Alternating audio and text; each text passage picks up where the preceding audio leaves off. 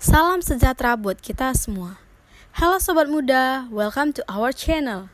Kami dari kelas A akan membahas tentang stabilitas obat suspensi kering ibuprofen yang beranggotakan saya sendiri Riyawati Sinaga dan teman saya Mutiara Larasati Syaloho. Ibuprofen adalah obat praktis tidak larut air dan merupakan antiinflamasi non-steroid yang umumnya digunakan sebagai obat penurun panas. Suspensi kering adalah campuran padat yang ditambahkan air pada saat digunakan.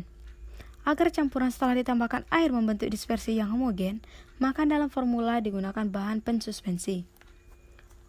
Bahan pensuspensi dalam formula ibuprofen berupa natrosol HBr yang merupakan turunan selulosa. Adapun bahan yang digunakan adalah aquades, perasa jeruk, natrosol HBr, pewarna jingga, sukrosa, dan serbuk ibuprofen. Dari bahan tersebut dibagi menjadi 3 formula dengan konsentrasi HBr yang berbeda. Formula yang pertama adalah 1%, formula kedua 1,5%, formula ketiga 2%. Metode yang digunakan dalam pembuatan suspensi ibuprofen ini adalah metode dispersi. Adapun cara pembuatannya, yang pertama, kalibrasi botol yang digunakan. Kedua, larutkan natrosol HBr dalam air panas. Dan yang ketiga, sukrosa dan natrium sitrat dilarutkan dalam aquades. Dan yang keempat, ibuprofen dimasukkan dalam pensuspensi atau larutan natrosol HBr yang sudah dilarutkan dalam air panas ditambah dengan sukrosa dan natrium yang sudah dilarutkan dalam aquades. Suspensi yang sudah ditambahkan perasa jeruk dan pewarna jingga kemudian dimixer selama 10 menit. Adapun evaluasi, stabilitas fisik suspensi ibuprofen adalah yang pertama, organoleptis yang meliputi warna, bau, dan rasa. Yang kedua, massa jenis. Ketiga, distribusi ukuran partikel. Keempat, viskositas. Kelima, volume sedimentasi. Keenam, redispersi. Ketujuh, pengukuran pH. Saya Mutiara Larasati akan menjelaskan hasil dan pembahasan evaluasi stabilitas terhadap suspensi ibuprofen. Yang pertama itu ada uji organoleptis terhadap bau, warna, dan rasa. Yang pertama itu ada bau, terjadi perubahan dari aroma jeruk menjadi aroma obat. Yang kedua ada warna, terjadi perubahan dari jingga cerah menjadi jingga kuning. Yang ketiga ada rasa, terjadi penurunan rasa jeruk. Perubahan ini diakibatkan adanya perubahan partikel obat dalam suspensi ibuprofen yang dihasilkan, di mana pengamatan tersendiri dilakukan selama 30 hari. Hal ini juga disebabkan oleh ketidakseragaman distribusi bahan penyusun suspensi, serta pertumbuhan kristal yang terjadi pada suspensi. Yang kedua dilakukan uji pengukuran massa jenis. Massa jenis yang dihasilkan telah memenuhi syarat jenis suspensi, yaitu lebih dari 1,00 gram per cm kubik, karena larutan pembawa yang digunakan adalah air.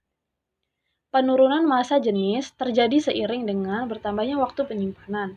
Hal ini juga disebabkan oleh ketidakseragaman distribusi bahan penyusun suspensi. Yang ketiga dilakukan pengukuran distribusi ukuran partikel. Ukuran partikel suspensi ibuprofen meningkat seiring dengan bertambahnya waktu. Penyimpanan hal ini dapat diakibatkan oleh adanya pertumbuhan kristal. Fenomena ini disebut dengan Oswald ripening, di mana terjadi perubahan partikel kecil menjadi besar. Akibatnya, perubahan yang diakibatkan oleh perubahan suhu penyimpanan. Yang keempat itu ada pengukuran viskositas. Hasil ini juga dapat dilihat pada tabel.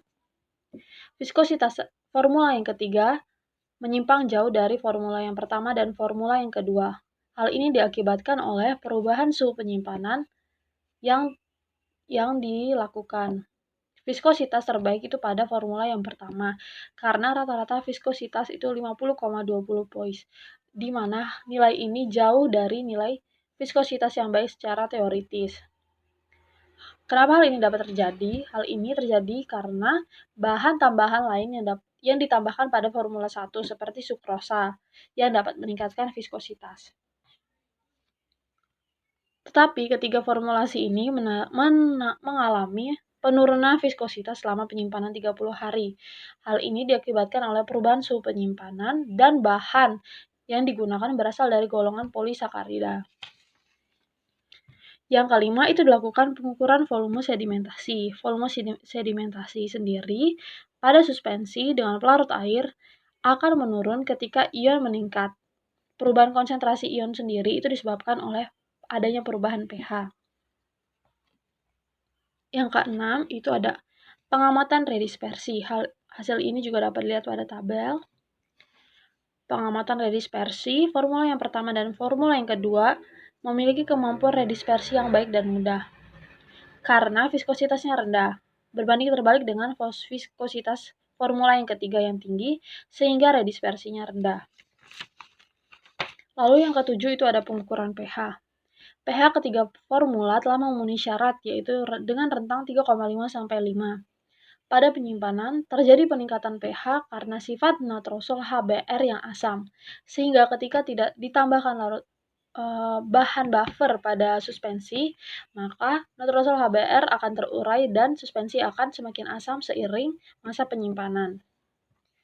Lalu kesimpulan yang dapat ditarik adalah stabilitas fisik terhadap suspensi kering itu tidak stabil pada uji organoleptis, viskositas, dan distribusi partikel, dan memiliki stabilitas fisik yang baik pada masa jenis, volume sedimentasi, redispersi, dan pH.